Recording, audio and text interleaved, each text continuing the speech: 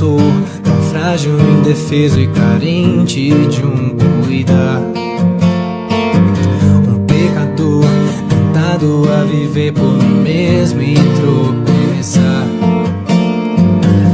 Perto de ti eu reconheço o quanto eu te necessito, Deus. Tua presença faz do meu temor mais força em ti, pois grandioso és, Deus, bem maior que o que possa me abalar. Tu és ator e forte eu, perto assim eternamente quero estar. Que seja bem mais de ti e menos de mim, que cresças eu diminua sempre mais de ti.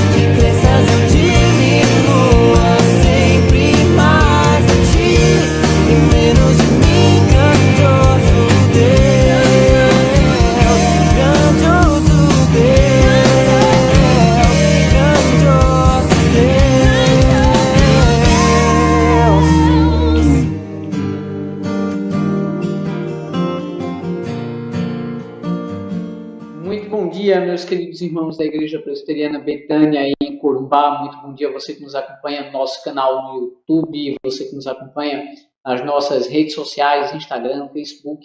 Nós queremos mais uma vez agradecer a Deus por mais um domingo, por estarmos na sua presença, ainda que agora pela manhã nesse distanciamento, mas gratos ao Senhor porque podemos estudar sua palavra.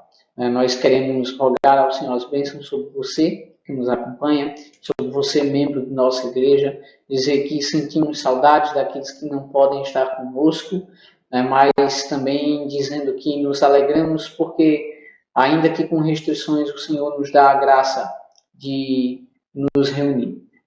Mais uma vez, se você ainda não se inscreveu no nosso canal, por favor, se inscreve, deixa o teu like e também ativa o sininho para receber a nossa notificação, a notificação da nossa produção de conteúdo. Nós, a partir de amanhã, dia 1º de junho, nós vamos ter algumas alterações no nosso canal, então fica atento para horários que serão alterados, horários, dias da nossa produção de conteúdo. Nós vamos ter algumas alterações para melhor atender a nossa igreja e também a você que nos acompanha online no nosso canal, nas nossas páginas, nas redes sociais.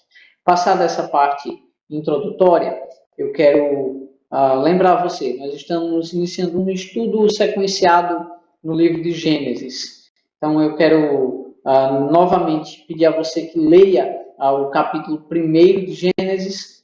Para ganhar tempo, nós já lemos na semana passada e eu já fiz explicações panorâmicas em relação ao livro de Gênesis, a questão da sua estrutura, a sua divisão em 2 grandes partes, com 5 estruturas toldotes, como nós falamos na semana passada. Se você está com dúvida nisso, se você ainda não viu esse estudo introdutório, eu recomendo a você que você busque aqui no nosso canal e assista esse estudo introdutório panorâmico no livro de Gênesis. Hoje eu vou expor detalhadamente o capítulo 1 do livro de Gênesis. Eu vou me deter a ler o início e o capítulo 2, versículos 3, de 1 a 3, que é o que encerra essa narrativa da criação. Então, a Escritura nos diz o seguinte: no princípio criou Deus os céus e a terra. A terra, porém, estava sem forma e vazia. Havia trevas sobre a face do abismo e o Espírito de Deus pairava por sobre as águas.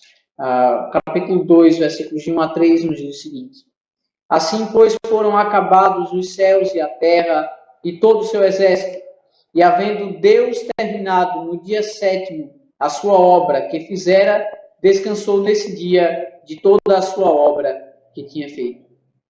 E abençoou Deus o dia 7º e o santificou, porque nele descansou de toda a obra que como Criador fizera. Vamos orar para o Senhor. Senhor nosso Deus, nós te damos graças porque o Senhor nos permite estudar a tua santa e bendita palavra. Te suplicamos que o Senhor nos abra o entendimento, tanto para a exposição quanto para a compreensão da tua palavra, e que assim nós possamos aplicá-la em nossas vidas e nos tornar praticantes das tuas verdades. Isso é o que nós pedimos humildes em nome de Jesus. Amém. Meus queridos irmãos, rapidamente eu quero lembrar você por que é que nós estamos estudando o livro de Gênesis. O livro de Gênesis é aquele livro que nos dá o fundamento de toda a nossa cosmovisão, que vai nos fazer entender a nossa relação com o nosso Criador, com o mundo que foi criado e a nossa relação interpessoal, eu e você, nós, o nosso próximo, como nós vamos... Me perdoem ainda, a tosse ainda tem me afligido, durante o decorrer nós vamos passar um pouco por isso, mas já a garganta aquece e a gente continua sem tantas intervenções. Por que é que Deus nos colocou nesse relacionamento uns com os outros? Como que Ele fez isso? O que é que está narrado então aqui no livro de Gênesis? No capítulo 1, do versículo 1 do capítulo 1 até o capítulo 2, versículo 3, nós temos a narrativa geral da criação, de todo o cosmos, de todas as coisas e também do homem. No capítulo 2, a partir do verso 4, nós vamos ter a primeira estrutura, o início da primeira estrutura Toldote, a primeira geração sendo narrada, a primeira descendência sendo contada. O capítulo 1, do versículo 1 até o capítulo 2, versículo 3, ele constitui o prólogo do livro de Gênesis, a introdução do livro de Gênesis. O capítulo 2, do verso 4 em diante, se nós estivéssemos falando de um filme, seria um ajuste de foco na câmera numa determinada cena que já foi narrada de modo geral, mas ela passa a ser explicada de modo mais específico, que seria a criação do homem. Mas isso são cenas ainda dos próximos capítulos. Eu quero trazer você a olhar agora para o capítulo 1 do livro de Gênesis até o versículo 3 do capítulo 2, e eu quero levar você a contemplar esse texto comigo como uma obra literária artisticamente constituída e aprender desse texto sobre o que ele nos ensina a respeito da nossa relação com Deus, com a criação e com o próximo. Então, quero trazer você aqui para o programa Logos 8 e nós vamos ver como esse estudo está, então, como esse texto está, então, estruturado. Então, vamos aqui. Quando a gente vem aqui para essa parte, nós temos aqui o texto em suas divisões. Eu estou primeiro com ele aqui focalizado nessa parte inicial. Vamos entender como o autor estrutura esse texto. Primeiro, ele tem uma declaração sumária da criação. Ele diz que Deus,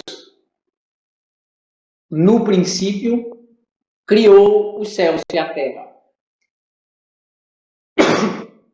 Com essa declaração, ele está dizendo que Deus fez todas as coisas. Deus, num ato criativo, antes mesmo que houvesse tempo, Deus criou todas as coisas. Deus criou, inclusive, o tempo. E no decorrer do tempo, ele vai pondo ordem em todo esse ato criativo que ele fez e que foi declarado de modo sumário aqui. Ora, nós não cremos, eu já preciso fazer alguma observação aqui, nós não cremos que aqui Deus tenha criado já tudo perfeito aqui e tenha acontecido um evento, que alguns dizem, a queda de Satanás, que tenha causado caos na Terra, e Deus tenha que, então, a partir daqui do verso 3, começar a reorganizar a Terra. Não. Deus criou todas as coisas, e ele está fazendo aqui uma declaração sumária, mas agora ele começa a detalhar o ato criativo de Deus em pôr ordem no mundo criado. Porque depois dessa declaração, o narrador descreve agora o estado caótico da Terra. O que é que ele quer dizer com o estado caótico da Terra? Ele quer dizer que nesta fase da criação da Terra, a Terra ainda não era propícia à vida. Eu também preciso explicar rapidamente o uso da palavra terra aqui no texto. Neste versículo primeiro, céus e terra, nessa composição, céus e terra, faz referência a todo o cosmos. Ele está dizendo que Deus criou todo o cosmos. Aqui no versículo 2, ele está falando a terra como o lugar da habitação de todas as criaturas que Deus criou. Ou seja, o planeta Terra. Mais à frente, aqui a partir do verso 6, a palavra terra, ela também vai aparecer como a porção em que não há água, a porção seca, os continentes, a terra. Então, esteja atento ao uso aqui da palavra terra. Voltando, nessa declaração, após essa declaração sumária da criação, o autor descreve o estado caótico da Terra, em que ela não era propícia à vida. E Deus, então, a descreve como sendo sem forma e vazia.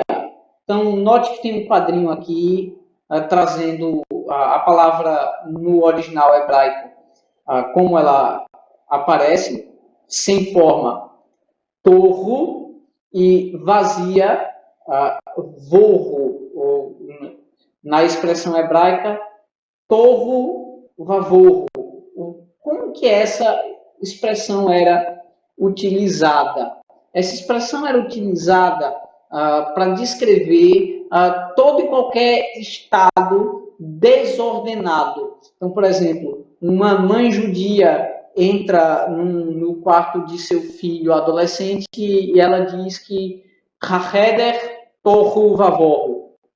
O quarto está sem forma e vazio. Ele não está dizendo que não tem nada dentro do quarto, mas ela está dizendo que o conteúdo daquele ambiente está totalmente desordenado. Eu não sei se você já teve a experiência de mudar-se de uma casa para outra, mas é a sensação de quando a gente entra na casa pela primeira vez, logo depois que a mudança chegou.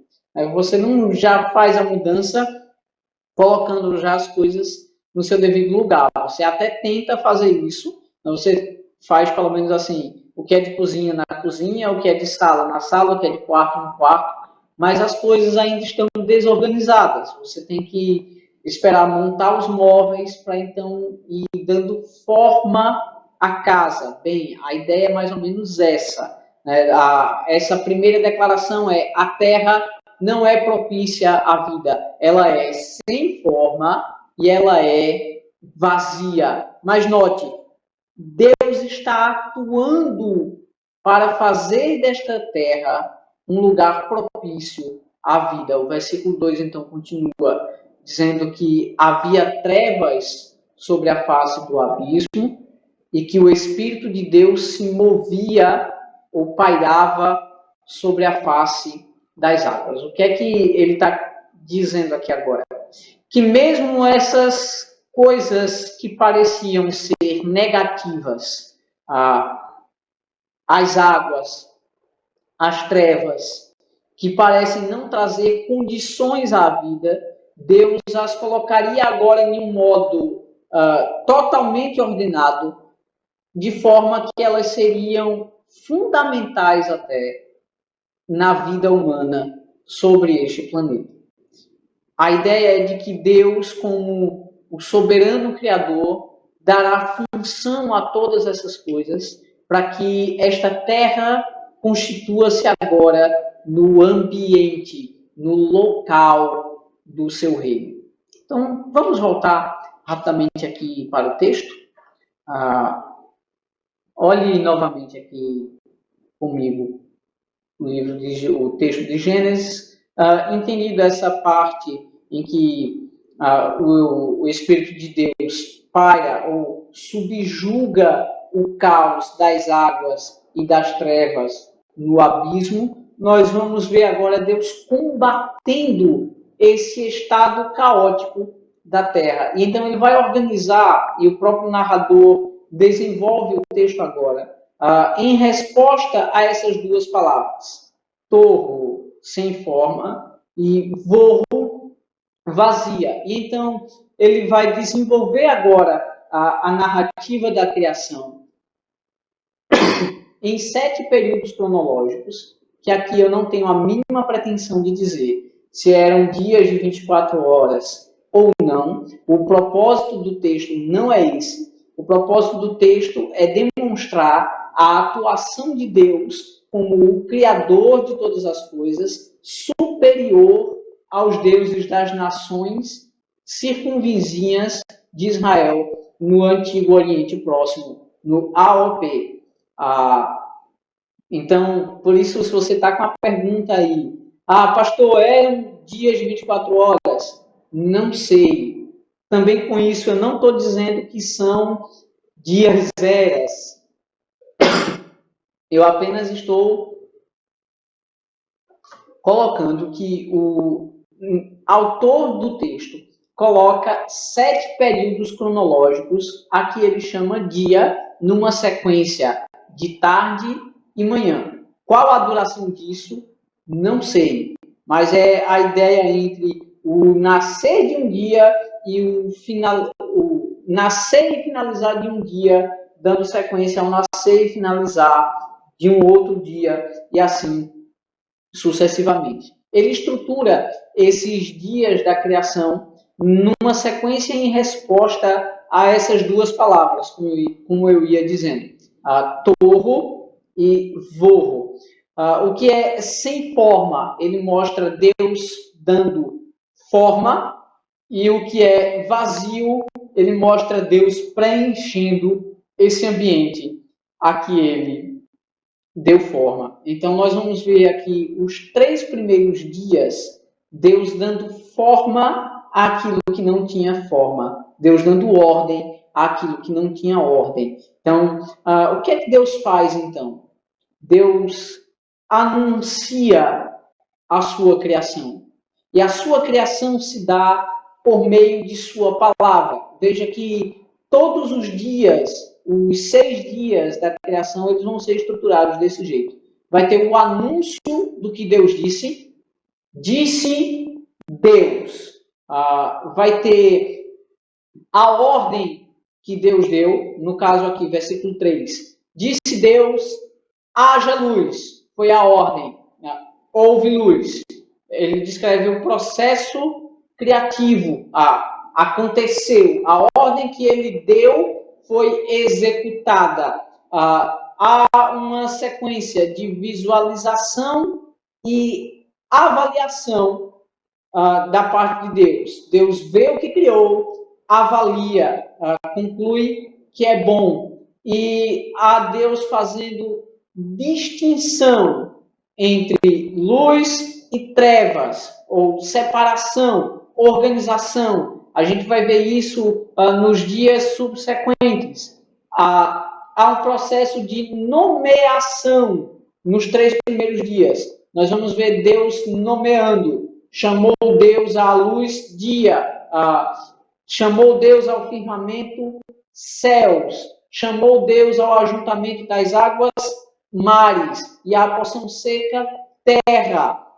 Nós vamos ver esse processo de nomeação e, por fim, o arcabouço cronológico, o refrão, houve tarde e manhã, o dia tal. Então, notem, aqui uma rápida estruturação de cada dia na sua designação criativa. O que é que Deus faz, então, aqui nos 3 primeiros dias, preenchendo ou dando forma à terra que estava caótica, sem forma? Deus primeiro cria luz. Veja, havia trevas, plena ausência de luz.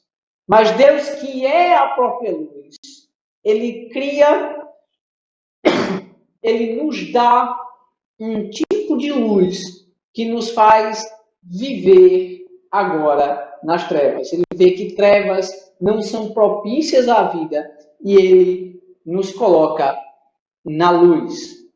Disse Deus, haja luz. Houve luz.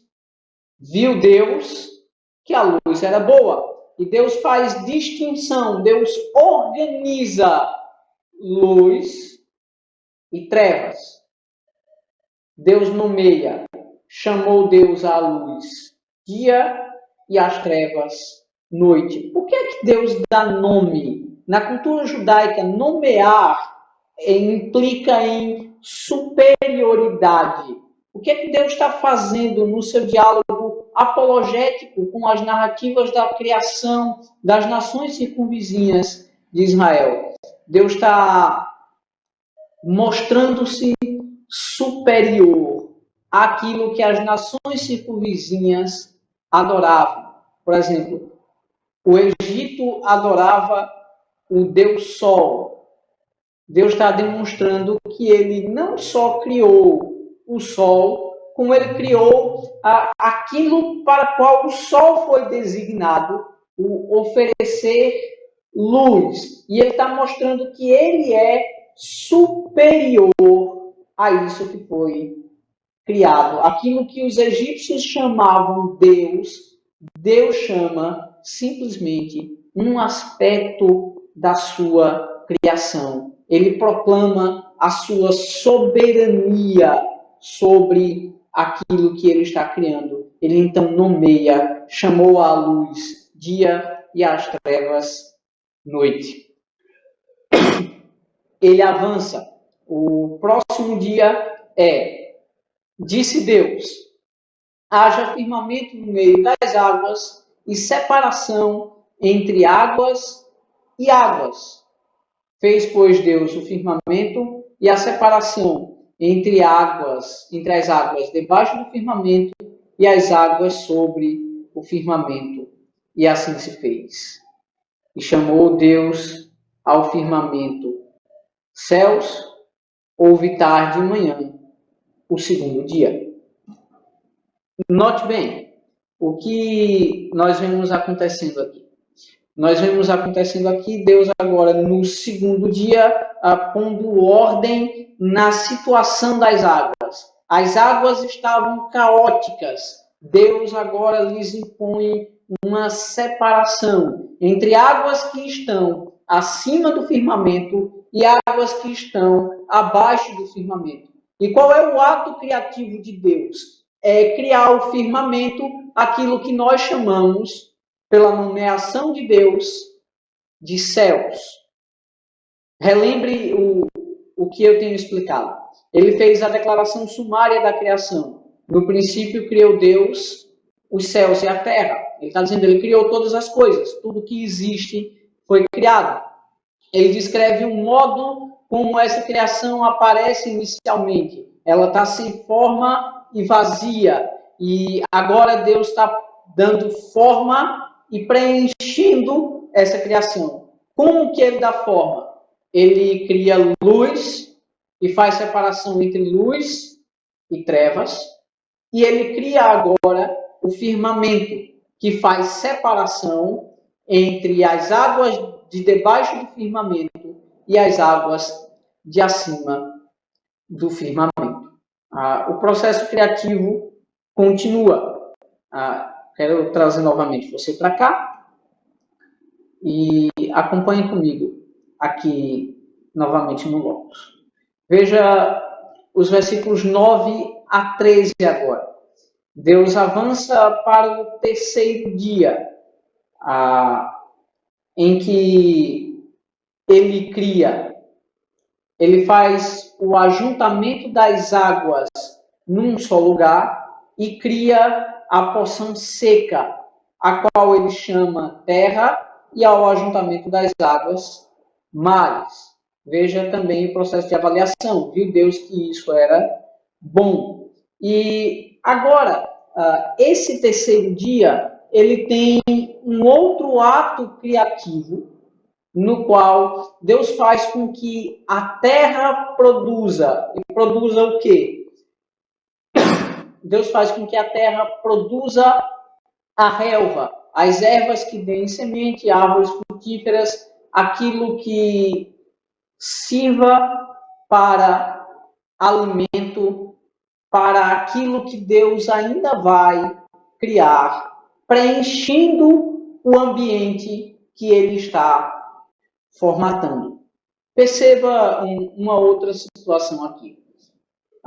Os atos criativos de Deus, eles também aumentam em sua quantidade no decorrer dos dias.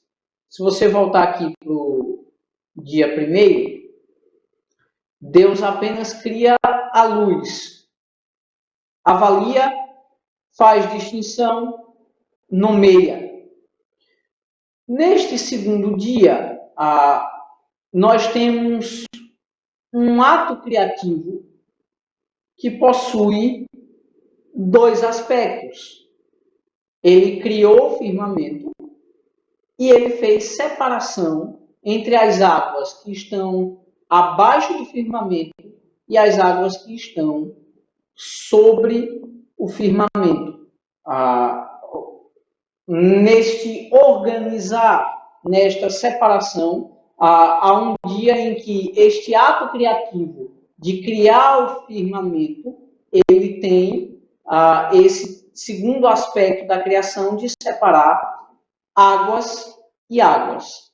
Então, é um ato criativo só, dividido em dois aspectos. No terceiro dia, o terceiro dia possui dois atos criativos. Veja que Deus vai dar duas ordens. Ajuntem-se as águas debaixo dos céus num só lugar. É a primeira ordem, o primeiro ato criativo. E a segunda ordem, produza a terra relva. Qual a diferença em relação ao dia segundo? Veja que no dia segundo, o anúncio do discurso é feito uma vez só. E disse Deus. Neste terceiro dia, esse anúncio discurso aparece duas vezes. Disse também Deus e disse, demonstrando dois atos criativos. A cada vez que Deus ordena a criação por meio do discurso, e nós já vamos entender quem é esse discurso, nós temos um ato criativo de Deus. Essa aqui seria a primeira parte, então, da narrativa da criação, quando Deus dá a ordem, dá forma àquilo que estava sem forma. Deus formatou o ambiente de seu reino. Ele tornou a terra propícia à vida. Houve tarde e manhã, o terceiro dia. Agora, nós vamos avançar para a segunda parte, em que os dias eles são paralelos. Note, o primeiro dia ele é paralelo ao quarto dia. No primeiro dia Deus fez luz, no quarto dia Deus vai fazer o que habita essa luz e essa distinção de trevas, os luzeiros, o sol e a lua e as estrelas. O segundo dia é paralelo ao quinto dia. Deus fez separação, fez surgir o firmamento. Deus criou o firmamento, fez separação entre águas e águas, e Deus agora, no quinto dia, cria os habitantes deste firmamento e destas águas. Deus faz com que a criação se povoe de aves e de peixes, aves nos céus, peixes nas águas. No terceiro dia, em que Deus fez a porção seca, Deus cria no sexto dia aquilo que habita a porção seca, os animais selváticos e domésticos, os répteis e também o homem. Observe esse paralelismo.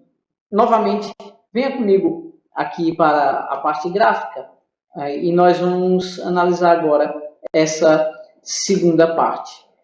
No quarto dia, fazendo referência agora à situação da terra, que era vazia, veja, ela era sem forma. Até o terceiro dia, Deus a formatou.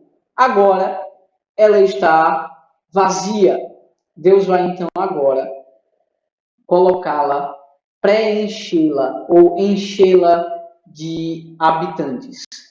Primeiro, disse também Deus, haja luzeiros no firmamento dos céus, para fazerem separação entre o dia e a noite, e sejam eles para sinais, para as estações, para dias e anos, e sejam para luzeiros no firmamento dos céus, para iluminar a terra. E assim se fez. Fez Deus os dois grandes luzeiros, o maior para governar o dia e o menor para governar a noite, e fez também as estrelas e os colocou no firmamento dos céus para iluminarem a terra, para governarem o dia e a noite e fazerem separação entre luz e as trevas. E viu Deus que isso era bom. Houve tarde de manhã, quarto dia. Note, o anúncio do discurso é também um só, é um único ato criativo de Deus, assim como no primeiro dia, eles são paralelos, e neste quarto dia, Deus cria aquilo que habita a luz e as trevas, aquilo que governa a luz e as trevas que ele criou no primeiro dia. Então, perceba a equivalência entre o primeiro e o quarto dia. Em seguida, no quinto dia, Deus disse também Deus, povoem-se as águas de enxame de seres viventes e voem as aves sobre a terra, sobre o firmamento dos céus. E veja que a partir daqui, a partir do quinto dia, algo é adicionado em relação aos outros dias. Deus abençoa os seres viventes com a capacidade de dominar o ambiente para o qual eles foram criados e para que assim eles façam com que haja vida sobre a terra, com que eles aproveitem as condições de vida que Deus criou ao formatar a terra. Note que nós temos aqui os dois aspectos do quinto dia, os dois aspectos do ato criativo de Deus. Ele cria, ele povoa as águas e ele povoa os céus. E ele, então, os abençoa, fazendo com que eles possam dominar, então, o ambiente para o qual Deus lhes criou. O sexto dia, ele é o dia também com dois atos criativos, e ele é o maior a ser narrado aqui. Então, ele vai também ser paralelo lá ao terceiro dia. No terceiro dia, no sexto dia, ele cria aquilo que habita a porção seca. Veja, no quinto, ele criou os enxames de seres viventes que povoam as águas e que povoam o firmamento dos céus. Agora ele cria os animais que estão na terra. Note a progressão também nesses dias que a terra progride do que é sem forma e vazia e termina a primeira parte produzindo. A terra produz a relva. Nessa segunda parte, ela também estava vazia, aqui, e ela também termina produzindo. A terra produz seres viventes, conforme a sua espécie, animais domésticos, répteis e animais selváticos, segundo a sua espécie, e assim se fez. Fez Deus os animais selváticos, segundo as suas espécies, os animais domésticos, conforme a sua espécie, e todos os répteis da terra, conforme a sua espécie. E viu Deus que isso era bom. Note agora, um novo ato criativo é adicionado, com uma diferença. Deus anuncia, também disse Deus, façamos. Mas agora, quem que ele está fazendo? Ele está chegando ao ápice de sua criação. Ele faz, então, o homem. Então, vindo para cá, Deus, no sexto dia, coloca a coroa da sua criação. Todos os outros aspectos da criação, Deus dá simplesmente a ordem, faça-se, haja, produza. Mas agora, no fazer do homem, Deus diz, façamos o homem. E note, todas as outras criaturas viventes, elas são feitas segundo a sua espécie. O homem é feito à imagem e semelhança de Deus. Note como o texto é então desenvolvido. Ele então diz: façamos o homem à nossa imagem, conforme a nossa semelhança. Tenha ele domínio sobre os peixes do mar, sobre as aves do céu, sobre os animais domésticos, sobre toda a terra e sobre todos os répteis que rastejam pela terra. Deus o cria para dominar toda a criação, para ser o vice-regente do reino que Deus acabou de estabelecer.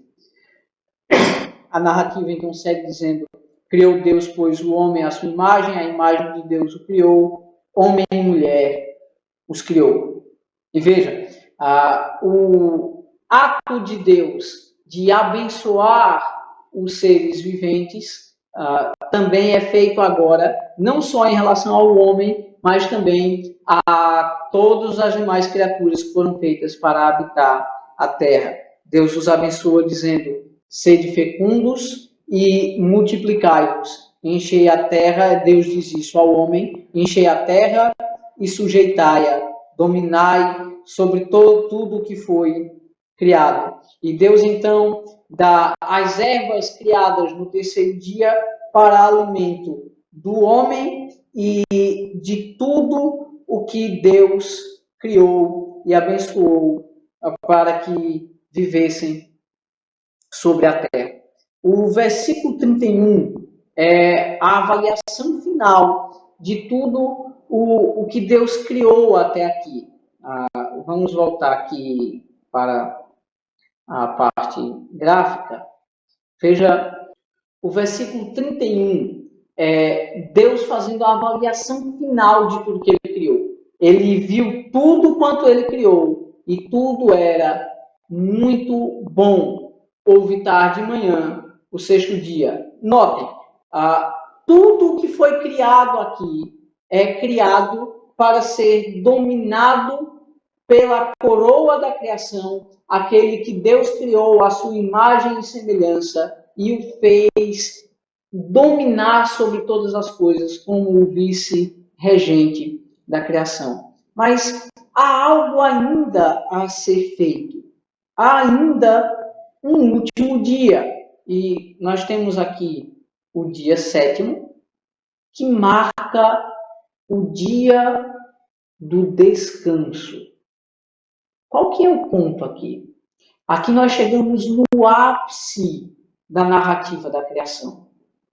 Deus descansa, ele terminou toda a sua obra, descansou e abençoou o sétimo dia e o santificou e o separou, porque nele descansou de toda a obra que como Criador fizera. Ora, o que é que isso quer dizer? Isso quer dizer que Deus estabeleceu o sétimo dia para que ele se relacionasse com a sua criação, para que ele desenvolvesse o relacionamento régio de Criador sobre os seus súditos à criação, para que ele se relacionasse principalmente com o vice-regente da criação, o homem. Notem que esse é o padrão que vai estabelecer o modo como nós devemos dividir nosso tempo. O mandamento, o quarto mandamento, vai considerar como princípio os dias da criação. Trabalha 6 dias, descansa 1 dia. Ora, por que eu estou falando agora em relacionamento? Deus não precisava nos criar, Deus não precisava da criação para relacionar-se. Ele já se relacionava de modo perfeito na Santíssima Trindade. Se você olhar o início do texto, isso está muito claro. No princípio, Deus criou céus e terra, mas ele não precisava ter criado. No ambiente da criação, já há a presença do relacionamento entre Deus o Pai, Deus o Filho, Deus o Espírito Santo. Deus o Espírito que subjuga, que ordena todas as coisas, pairando sobre a face das águas. Deus o Filho, o Verbo, a palavra que traz à existência aquilo que não existia. Santo Agostinho, comentando o capítulo 1 de Gênesis, ele percebe que a palavra, o Verbo, não é o som da voz de Deus fazendo-os criar, mas é a natureza divina do seu Filho, executando os propósitos de Deus na criação. É a atuação da Santíssima Trindade por ordem naquilo que ele criou, trazendo aquilo que não existia à existência e desenvolvendo aqui o ambiente do seu reino, os habitantes do seu reino, criando para si um povo que o adore no seu santo descanso, que relacione-se com Ele no seu santo descanso. Assim, a narrativa da criação, a narrativa do Gênesis, ele demonstra, fazendo a revisão e caminhando para a nossa conclusão, ele demonstra a ação de Deus em criar todas as coisas, mostrando-se o Rei de todas as coisas, o soberano Rei de toda a terra. Ele demonstra-se superior até mesmo àquilo que as pessoas, as nações ao redor de Israel julgavam ser os seus próprios deuses. O sol, a lua, os céus, a terra. Deus demonstra-se o verdadeiro Deus, o único Criador dos céus e da terra. Deus coloca-se acima de todas as coisas que foram criadas. Ele demonstra quão transcendente ele é a respeito da sua criação. Nesse aspecto, Calbart está plenamente certo em descrever Deus como um totalmente outro. Não há nada semelhante a Ele em tudo o que foi criado. Mas Deus também não é tão transcendente a ponto de que Ele não se relacione com a sua criação. Ele também é imanente ao ponto de relacionar-se com aqueles que Ele criou. Ele os criou para esse relacionamento. Ele os fez os seus vice-regentes para que eles se relacionassem com Ele e vivessem em comunhão num reino perfeito em que o Criador reina sobre todas as coisas por meio da imagem contida no seu vice-regente que subjuga todas as coisas. Como que é esse domínio, então, sobre o homem? Como que é esse domínio do homem sobre a criação? É o desenvolver de sua imagem, é o cumprir o seu propósito de vice-regente da criação. Nós vamos ver isso sendo desenvolvido no capítulo 2, quando o ajuste de foco é feito agora na formação do homem e da mulher. Na primeira Toldot, a Toldot dos céus e da terra. Você vai ver o versículo 4 dizendo, esta é a Gênesis do céu e da terra. Nesta primeira Toldot, nós vamos ver a atuação do homem em cumprir esse domínio, nomeando os seres vivos, a aliança de Deus, na qual ele deveria manter esse domínio e desenvolver o seu mandato, o seu domínio sobre a terra. Nós vamos ver também a desobediência a essa aliança e todas as suas consequências. Mas, para que a gente finalize e entenda essa parte da criação, note como o texto é perfeitamente arranjado para que chegue na coroa da criação o homem e no seu relacionamento com Deus. E agora talvez você esteja se perguntando, ok, pastor, o que é que isso tem a ver com minha vida hoje? É necessário parar e pensar, para o que nós fomos criados? Para quem nós fomos criados? Como nós fomos criados? Nós não fomos criados como o restante da criação. Nós não somos como o restante da criação e não dependemos da criação e não podemos tratar a criação como nosso Deus. Como nós vemos nesse ambiente naturalista que nós temos vivido, em que fala-se da vingança da mãe natureza. Não! A natureza foi criada para que fosse responsavelmente dominada pelo homem. Eu também não estou dizendo que nós devemos destruir a natureza, o ambiente que Deus criou. Não! Nós fomos criados para, como imagem e semelhança de Deus, dominar sobre a criação. Entender que fomos feitos como a coroa da criação. Lembre-se, todo o resto, a ordem, faça-se, produza, apareça, do homem, Deus o faz por suas próprias mãos. Deus diz, façamos, pois, o homem, a nossa imagem, conforme a nossa semelhança. Deus faz o homem para que ele o represente como o vice-regente perante toda a criação. E diferente dos seres criados, da natureza, Deus faz o homem com alma e corpo, de modo que o homem relacione-se com Deus, de modo que o homem desenvolva os seus 3 mandatos.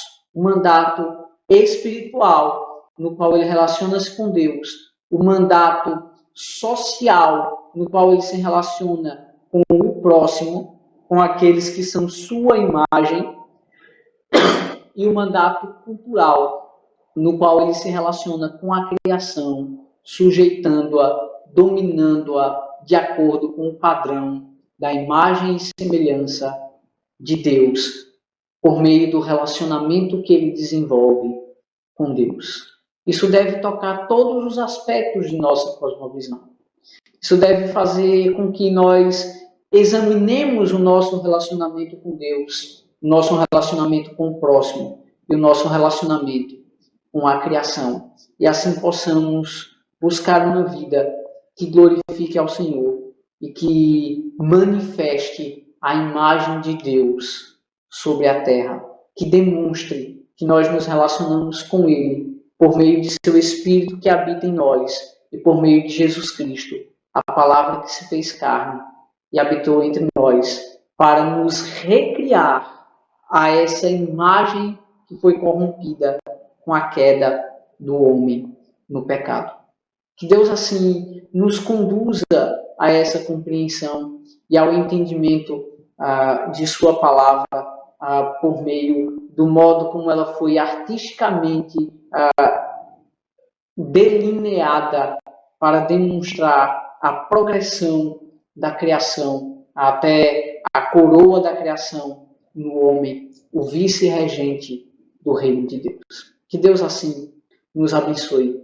Vamos orar ao Senhor. Senhor nosso Deus, nós humildemente nos prostramos ante a Tua santa presença, suplicamos a Tua graça em nos fazer aplicar a Tua palavra em nossas vidas e nos tornar praticantes da Tua palavra, entendendo como devemos nos relacionar contigo, nosso Criador, com as coisas que o Senhor criou sujeitas a nós e com aqueles que nos são iguais, o nosso próximo, criados à imagem e semelhança do Senhor. Dá-nos graça de viver nesta criação, de modo que proclamemos a Tua glória e sejamos fiéis servos Teus, que espalham a Tua imagem, que desenvolvem a verdadeira imagem do Senhor, Jesus Cristo, a expressão exata do Teu ser, por meio de um caráter que vai sendo santificado dia a dia, até tornar-se plenamente imagem e semelhança de Jesus Cristo, conforme o Senhor nos criou. Dá-nos essa graça e nos faz assim viver para a Tua glória. É o que nós pedimos, humildes, em nome de Jesus. Amém. Meus queridos irmãos, nós ficamos por aqui, nos despedimos desse primeiro estudo expositivo, detalhado do texto do livro de Gênesis, convocando a você, continua acompanhando os nossos estudos. Mais uma vez, se você não se inscreveu no nosso canal, se inscreve, deixa o teu like e também ativa o sininho para receber notificação da nossa produção de conteúdo e fique atento às nossas redes sociais, às nossas páginas, para que você acompanhe aquilo que nós oferecemos de conteúdo online na nossa igreja. Também você que tem condições de vir adorar ao Senhor conosco, hoje é dia de Santa Ceia, nós vamos celebrar a nossa comunhão com Deus e uns com os outros. Então, se possível for, coloca a tua máscara e vem para o culto às 18 horas aqui nas dependências de nossa Igreja Presbiteriana Betânia, em Corumbá. Que Deus assim os abençoe. Fique com Deus. Tenha um bom domingo na sua santa presença.